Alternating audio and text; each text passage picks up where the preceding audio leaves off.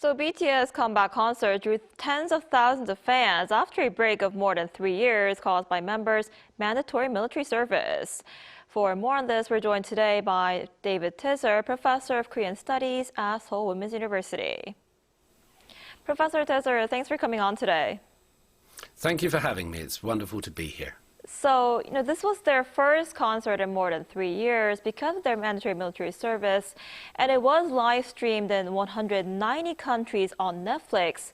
What did you make of the performance? Yeah, it was a huge event. The build-up in South Korea and around the world has been going on for a long time, so there were a lot of eyes on this. And before I say my own opinions on the performance, I think we should remember that this was a performance for ARMY, for the fans of BTS who have waited so long, and you could see the outpouring of emotion from them, just how grateful, how happy not only were they to see these 7 members back together on stage again, but also perhaps to be with each other and to be celebrating something together. It's a very tight-knit community, and not only that, they also had new songs, new content to really get into. So for ARMY and everyone involved in BTS, this was a huge thing, and I'm really happy that they all seem to have enjoyed it. If I say something on my own personal reflections on watching it here in Korea on Saturday night, I must confess I expected something a little bit bigger. Maybe it was the build-up, maybe it was the media reports of 260,000 people coming in and packed airports, but we're also used to seeing that Gwanghwamun Square filled with people, whether it's protests, whether it's World Cup events or Psy's concert down in 2012. So I understand the need for safety, but I expected to see a sea of red and purple, and instead we saw little sort of cordoned off sections. So perhaps my expectations were a bit different from what transpired. I see. But Seoul did go out really big for this moment, turning Gwanghwamun Square into this K-pop stage. And this was the first time ever that the city has done this. What does the event mean for the K-pop culture? How might it help, sort of boost Korean culture on the global stage?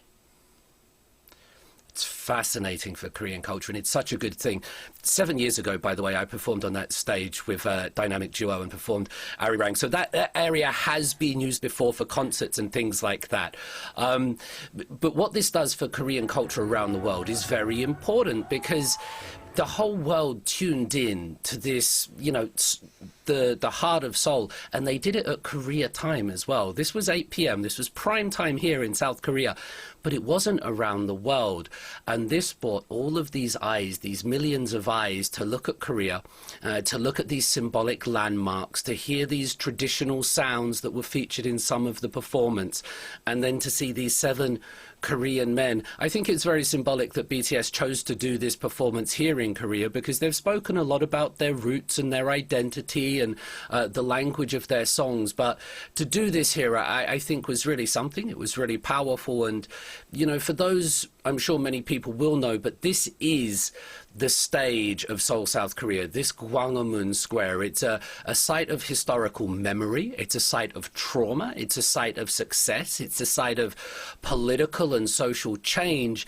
It's basically where, if something's happening in Korea, it will be felt and it will be reflected in that square. And, my 21 years here in South Korea, I've seen that square change a lot, and it's borne witness to many things. And now, in the annals of that history of Gwanghwamun, BTS and their fans, ARMY, will be able to put their name in there and say that they achieved something rather remarkable in that famous location.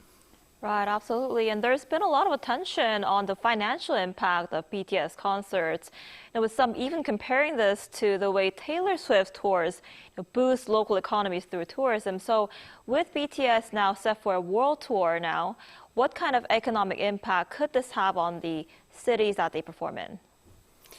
Very good question, and it's kind of hard to quantify, because I think a lot of what K-pop does, it's about community, it's about consciousness, it's about understanding, it's about love and joy, and these things you can't really quantify.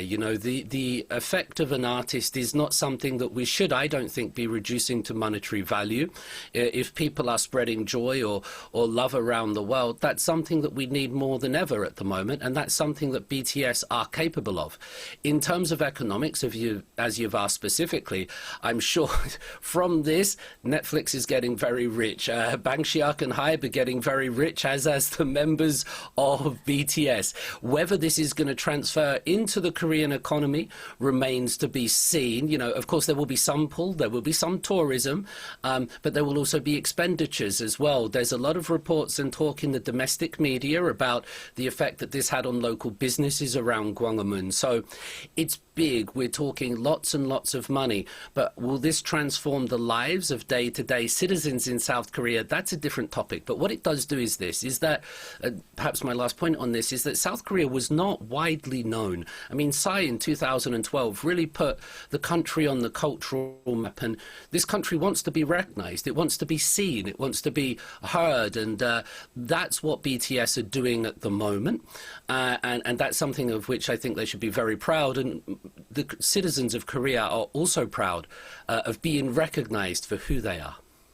Right, and BTS also released their new album, Arirang, and it's already topping global charts. And I hear their new album's already sold 4 million copies on their first day. How significant is this?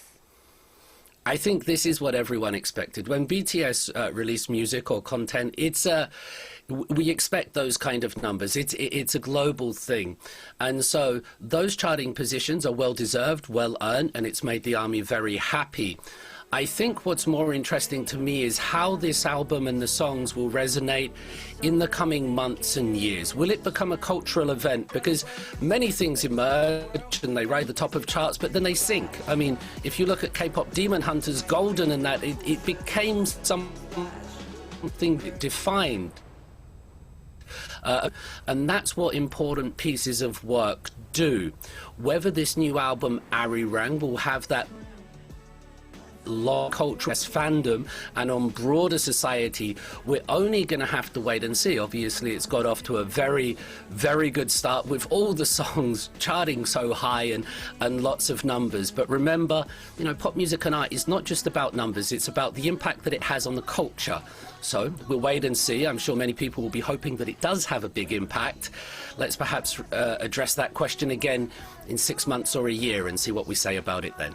Right. We'll have to see how that goes. All right, Professor Tizzard, thank you so much for your time today. We appreciate it. Thank you very much. Have a nice day.